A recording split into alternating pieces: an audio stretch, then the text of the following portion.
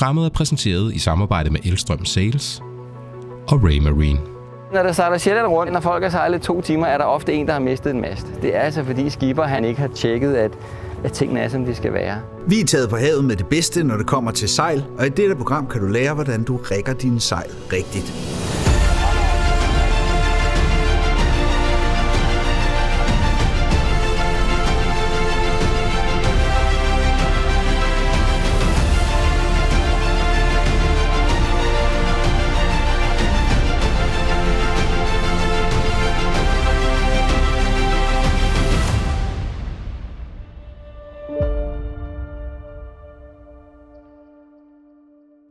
Thomas, hvor er det fantastisk, du vil med os i dag og lære mig og Anders lidt om at optimere sejl og vælge det rigtige sejl til masten. Men inden vi kaster os ud i at sætte et sejl, hvad er det første, man skal koncentrere sig om?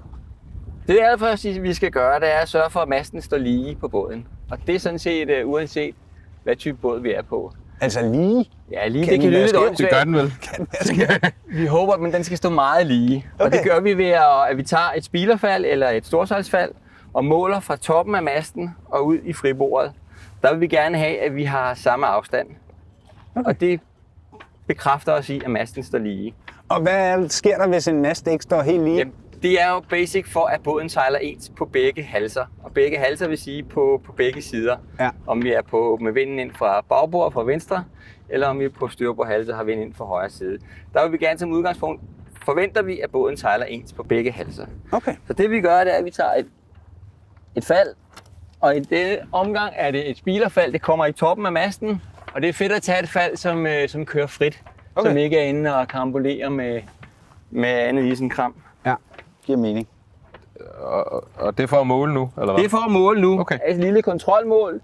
Vi tager et fald, og det egentlig burde man, hvis man var helt panettengrøn, så tog man en vægt. Fordi så kunne man måle, hvor meget vægt man lagde på i citationstegn, ikke? Okay, vi er nede i så detaljer. Og hvis du er nede i en type båd, så måler du faktisk per millimeter. Og, altså, der fører du en logbog. Der er du meget peneppen, ikke? Hvor meget kan det tage af din fart, hvis den ikke er lige? Jamen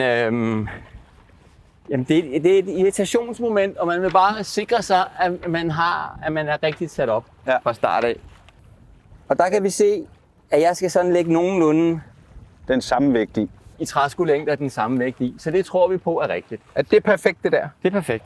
Så masten er lige? For det vi skal ud og sejle, er det perfekt. Det man så også ville have gjort, eller også gør, og det kan vi så bedre gøre, når vi får sejl op, så kigger vi op, agterkant mast af hulkælen. Hulkilen skal du nok lige... Og hulkilen, det er det, som sejlet kører i masten for at kunne komme op. Den ser lige ud. Og den ser lige ud. Det ser rigtig fint ud. Men det er bare en kontrol, man gør sig. Men er det noget, man skal gøre hver gang, inden man går ud og sejle, inden man tager ud og sejle? Egentlig vil du starte med at kigge op ad masten, fordi så kan du få en indikation af, om der er noget, man skal gøre. Ja. Det man gør, at masten kommer på, når du har sat båden i vandet, så håndspænder man så hårdt, man nu kan. Og de topvandene, det er dem, der går helt i top. Det spænder man så hårdt, man kan. Under vand sætter man en lille smule løsere. De kører det, der hedder første sejling til sejlingshornene. Og den mellemste har man sat, inden man sætter masten på, fordi det er det nemmeste. Okay. Så man ikke skal have en let matros deroppe. Så tager man ud og sejler, og det kan vi så gøre her om lidt, når vi sætter sejl. Så vil man typisk gå ned og spænde i den side, som vinden ikke kommer fra. Altså spænde det op? Ja, fordi så er der ikke tryk på, og så kan man justere lidt mere. Så kan man lige give det 2 omgange ekstra, så man ved det. Okay, og det er bare ved at dreje hernede, ikke? Ja, det er ved at dreje på gevindene. Og det er så noget, man gør, når man starter sæsonen, og man har fået sin mast på? Det gør man en gang, når sæsonen er færdig. Nu kan man sige, nu det her er jo meget elegant og afrundet, og der er ikke noget, man kan rive sig på. På ældre både vil der typisk være noget gevind, og der kan være nogle skarpe metalkanter, så du vil gå ind og se i havnen på ældre både, at der er mange folk, der har tape rundt omkring, eller de har nogle plastikbeskyttere på, og det gør man for at beskytte sejl mod at blive revet og gå i stykker og lide overlast. Okay. Altså man kan sige, at sejl, de kan godt lide at sejle, de kan godt lide at sejle lige ud. Men alt det, der sker, når man ikke sejler lige ud, det er ikke så godt for sejlene, fordi det slider. Sikkerhed til søs gælder jo ikke kun personskade, det gælder jo også skade på båden for eksempel. Så derfor er det vigtigt, når man nu sejler ud, som Anders og jeg gør, uden den helt store erfaring, måske endnu vigtigere, end hvis man har erfaring, at sørge for at være forsikret. Og derfor så er vi super glade for at have Patanius med som partner på den del.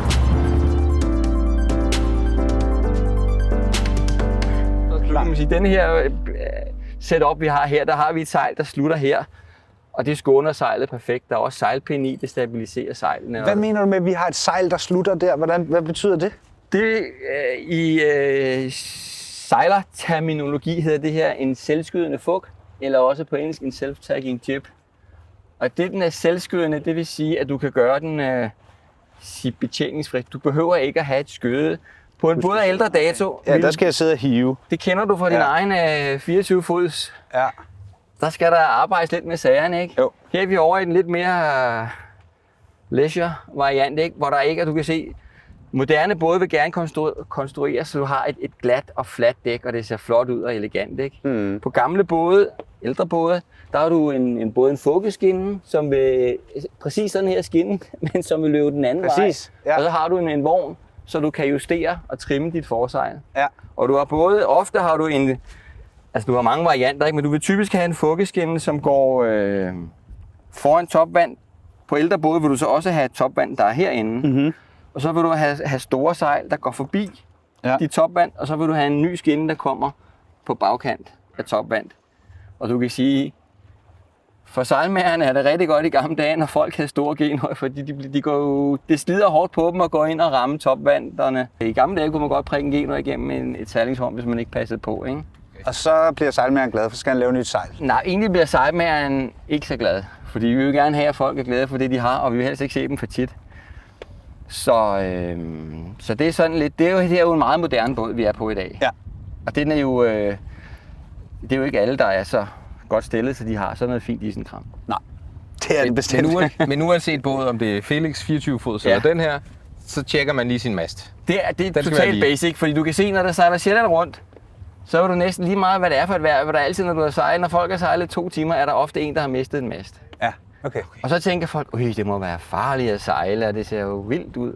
Men det, man har mistet en mast, det er altså fordi skipper, han har sovet lidt i timen, og han ikke har tjekket, at tingene er, som de skal være. Så det er ris til egen rumpe. Det er sjældent, at det er vind og vejr, der får en mast til, og det er fordi, du ikke har styr på dit udstyr. Okay. Nu står den jo så lige, men der er jo også noget med, at den skal jo også hældes alt efter vind og hvad for en sejl man er på, ikke? Altså, hvor meget mere kan man justere en mast, og hvor meget skal man justere sin mast? Det er igen afhængig af type båd. Du kan sige, at vi kan komme tilbage til det, men denne her båd er jo meget enkelt sat op. Det vil sige, at du har et hæksdag. Ja. Og det er faktisk det, du har til at styre mastehældning på. Det vil sige, at man skal skubbe den fremad eller hive den tilbage? Ja. Okay. Et hæksdag, det styrer, hvor meget mastetoppen bliver trukket bagud. Det styrer jo så også indirekte, hvor meget tryk du har på forstadet. Som er det, dit forsejl hænger i? Som det forsejlet hænger i. Ja. Og begge ting har betydning for trim af dit sejl. Okay. Og du vil opleve, at når du er ude at sejle i blæsevejr, og du går på kryds, så vil du gerne have et stramt agterstag. Ja. Fordi du vil opleve, at forsejlet, at forstadet, det vil begynde, der er jo langt fra, hvor det er befæstet til ned i dæk. Ja. Så det vil ligesom kurve ud i læ, det vil falde ud, fordi distancen er lang, og der er meget knald på. Og jo mere du pumper dit agterstag op, jo mere retter du forstadet op og får en lige linje, ikke? Mm. Og jo mere du har et lige forstag og tryk på forstadet, jo højere kan du egentlig sejle på kryds. Okay. Så hvis du ser nogle nærbilleder af nogen, der sejler, du ser en rorgænger, der sidder og hiver i en eller anden åndssvag snor, og tænker, hvad fanden foregår der? Det er jo ikke, fordi han pumper vand ud. Han sidder simpelthen og hiver i hans hæksdag for at holde tryk på forstadet. Okay. Er det noget, at man som sådan leisure-sejler, som også skal begynde at gå og rode med? Nej, men det er ikke noget, du skal rode med, men det er noget, du intuitivt kommer til at gøre, når du sejler. Okay. Fordi hvis du sejler med din 24-fods båd, og du har mange for eksempel rynker i forsejlet, det vil du sikkert have haft nogle gange med. Ja. Det er fordi, du ikke har sat faldet i forsejlet stramt nok. Okay. Alting giver sig lidt, ikke? Afhængig af valg af materialer, så giver både faldet sig, fordi det er polyester ofte, og det strækker sig, eller det kan være spektra. og sejlduen kan give sig. Så alting giver sig lidt. Så en gang imellem har man lige brug for at give det lige lidt mere. Ja, okay, det giver god mening.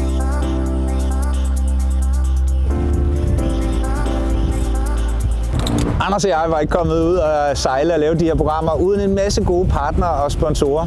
Og vi er jo også typerne, der rigtig gerne vil komme helskindet hjem igen, så vi er glade for at have Spinlock letvægts veste med ombord. Og de her fine sikkerhedsliner, der holder os på båden.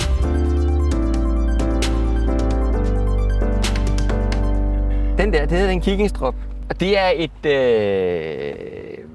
til at hjælpe til at holde bommen, når du sejler. At du holder bommen nede. Ja, så den ikke smutter op. Ja, så den ikke hopper op, og du har kontrol på bommen og hjælper med at skøde storsejlet også indirekte. Og så har du det her som trim til, der vil typisk sidde en gaspatron inde i det her, der skubber bommen op, ikke? Ja. Eller noget hydraulik. Ja. Det her er en trimfunktion til, som kan hjælpe med, når du sejler på kryds eller sejler på læns, at du har bedre kontrol over de store sejl, som hjælper med at holde bommen nede og som ekstra skøde, kan man kalde det. Okay. Det her er jo et elstrømsejl, ikke? Det er et elstrømsejl. Hvad er det for en type sejl? Det her er moderne sejldug. Vi kalder det et Apex-sejl, som er støbt, hvor de tråde, som vi kan se i sejlet her, ligger i den retning, som kræfterne i sejlet ligger i. Så det er et meget moderne sejl, hvor man prøver på at optimere i forhold til at komme ned i vægt på sejldug og lægge trådene i de områder af sejlet, hvor der er mest kraft i. Og er det metaltråd? Nej, det er Technora-fibre, som ligger inde i sejlet. Og så er der 2 lag taffeta, som er en beskyttende film, som holder sammen på sejlduen. Okay. Det ser avanceret ud, fordi nogle steder kommer der mere lys igennem end andet, så det, det må være de der luftkanaler. Nej, det er, du kan holde op imod lyset, og så kan vi se det lidt senere, men du kan se, at der hvor jo tættere på, at trådene ligger og bliver samlet, jo mere træk er der i sejlet. Nu er vi næsten her kun i toppen af sejlet, hvor der er rigtig mange tråde. Ja. Inde i midten af sejlet vil der være færre tråde, men i hjørnerne vil der typisk være rigtig mange tråde, og specielt i skødet. Omkring ræbforstærkningerne er der mange tråde. Hvor længe skal sådan et sejl holde? Altså hvor mange, hvad siger man?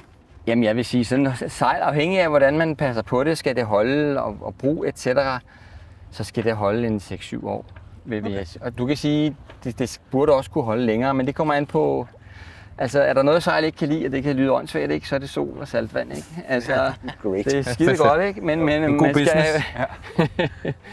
Altså man skal passe på det. UV-stråling er lidt kraftig ved sejldug, ikke? Okay. Men det er vel derfor, man så også, når man er i land eller ikke bruger sejl, at du sætter man en bompræsending på, ikke? Ja. Og så er der noget med sejlhjul, du kan sige, det her er meget formstabilt og et super moderne sejl, som holder formen.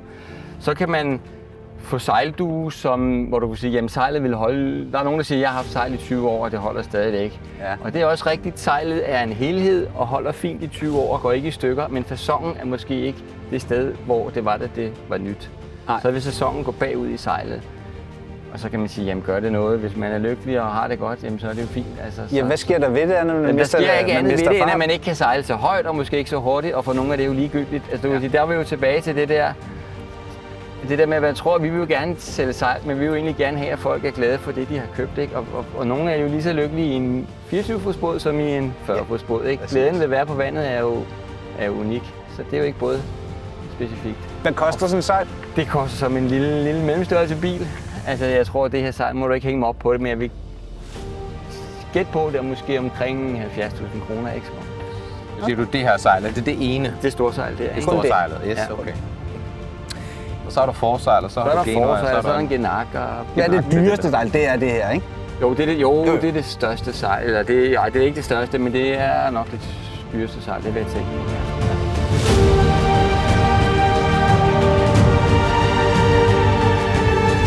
Så kom vi en tur på skoleskibet, og så er det bare at gå en tur på din egen båd og tjekke, at det hele er rigget rigtigt til. God tur!